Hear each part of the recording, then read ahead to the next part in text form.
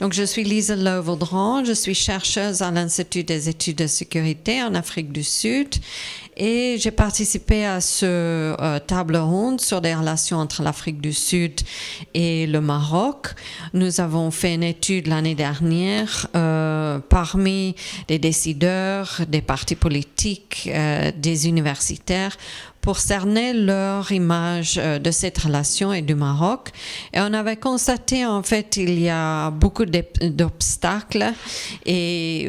des différences d'interprétation de cette relation et même des relations historiques entre le Maroc et l'Afrique du Sud.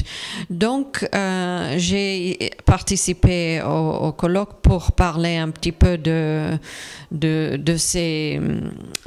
questions, de cette image du Maroc,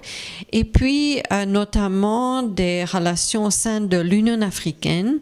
qui est une institution qui a beaucoup changé ces dernières années, qui est en plein bouleversement avec des réformes. Le Maroc a intégré à l'Union africaine en janvier 2017, où j'étais à Addis Ababa à ce moment-là,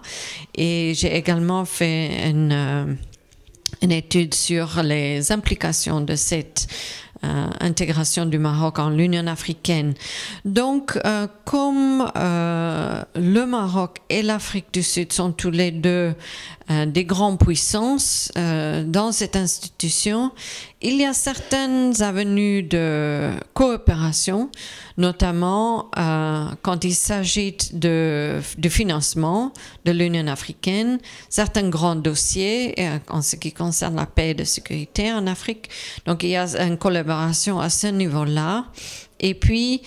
quelque chose qui est encore naissante au sein de l'Union africaine, c'est-à-dire ses relations avec l'Union européenne et d'autres partenaires extérieurs. Et là, je pense qu'il y a une réflexion à faire autour de comment les pays comme le Maroc, qui a aussi une longue tradition de relations avec l'Union européenne, peuvent collaborer avec l'Afrique du Sud pour régler certaines de ces questions qui sont extrêmement importantes et aussi mettre l'accent sur le multilatéralisme, qui est quelque chose qui est en crise actuellement dans le monde, où nous voyons des blocs de coopération s'effondrer et même au sein de l'ONU, nous avons besoin que les pays africains soient solidaires les uns vers les autres pour assurer que la voix de l'Afrique soit entendue dans le monde. Merci.